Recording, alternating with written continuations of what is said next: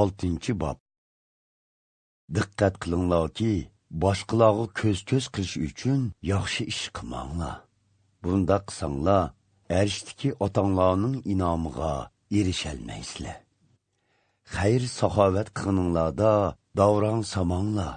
Soxtipazlarlar boshqalarning maqtishiga erishish uchun ibodatxona va ko'chalarda shundoq qiladi.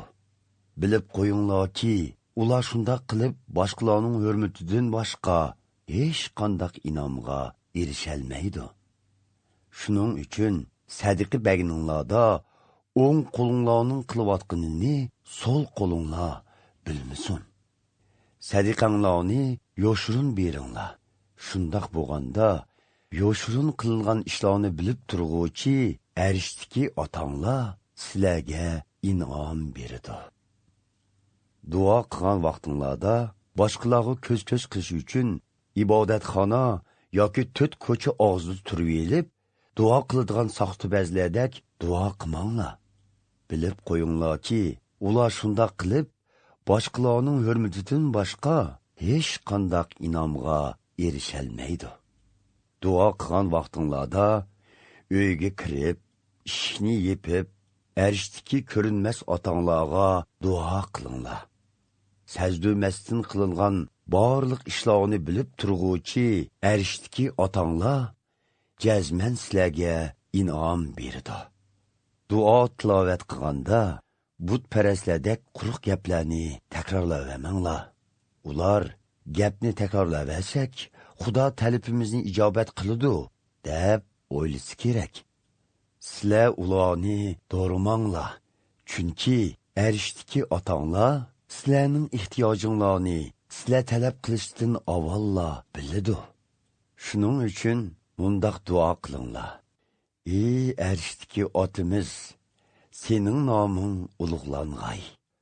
Podsholig'ing yer yuzida namoyon bo'g'ay. İrodang arishdagidek yer yuzidami amalga oshirilg'ay. Kundulik yemakligimizni bagaysan. Bizga gunoh qilganlarni kechirgunimizdek, senmi gunohlarimizni kechirgaysan. Bizni ozdirishlardan saqlab qolg'aysan. Bizni yomonlikdan yiroq qilg'aysan. Sizlar boshqalarning savanliklarini kechirsanglar, arishdagi otanglarmi sizlarni kechirdi. Biroq sizlar boshqalarning savanliklarini kechirmasanglar, arishdagi otanglarmi sizlarni kechirmaydi. Ro'za tutgan vaqtinglarda soxtipazlardek qiyofatga kirib olmanglar. Ular ro'za tutganni ko'z qilish uchun o'zlarini parishon qiyofatda ko'rsatadi. Shuni bilib qo'yinglarki, ular shundoq qilib, boshqalarning hurmatidan boshqa hech qanday inomga erisholmaydi. Sizlar ro'za tutganda chechinglarni maylab, o'zinglarni tuzashtirib yuringlar.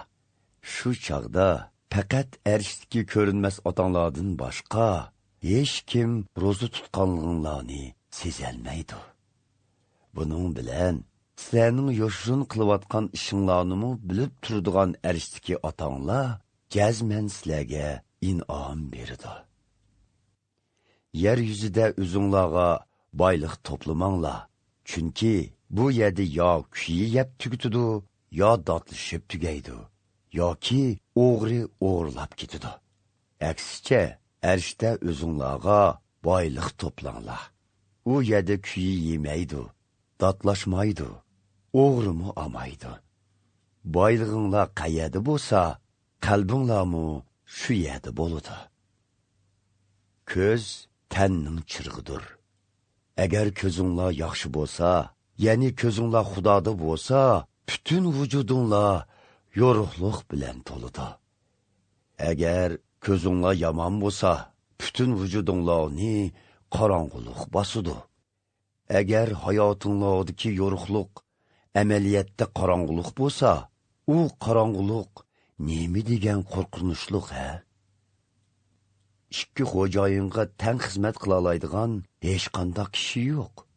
U yoki buni yomon ko'rib, uni yaxshi ko'radi, yoki buningga e'tibor berib, uningga sal qaraydi. Shuningga o'xshash, sizlarning birli vaqtda ham Xudoning, ham mol dunyoning quli bo'lishinglar mumkin emas. Shunga bilib qo'yinglarki, turmushinglarga keraklik yemak, ichmak yoki uchanglarga kiydigan kiyim-kechakdan g'am qilmanglar. Hayotlik yemakdan, tan kiyim-kechakdan ko'p aziz emasmi? Ko'kdagi uchar qanotlarga qaranglar. Ular terimaydi, yig'maydi, ombarda oziqmi saqlamaydi. Arishdagi otanglar ularni osh qo'ymagan yerda sizlarning rizqinglarni cho'qim berdi. Chunki sizlar oshu qushlardan ko'p aziz emasmi? Oranglarda qaysinglar g'am qayg'u bilan umringlarni kichikkina uzatalaysizlar. Kiyim-kechak uchun g'am qilishning nima hojati? Daladagi yavo gullarning qandoq o'sidiganligiga qarab beqinglar. Ular ishmi qilmaydi, kiyimmi tikmaydi. Lekin sizlarga shuni aytayki, hatto ulug' podsho Sulaymonning hashamatlik to'nlarimi bu yavo gullarning go'zalligiga tang kelamaydi. Ey ishonchi ojizlar, Xudodan nimishqa gumonlanyapsizlar? Daladagi buguni ichilsa, etsi qurib, o'choqqa qolingan ashu gul giyolarni ashuncha bezigan Xudo sizlarni texmu kishindimasmi?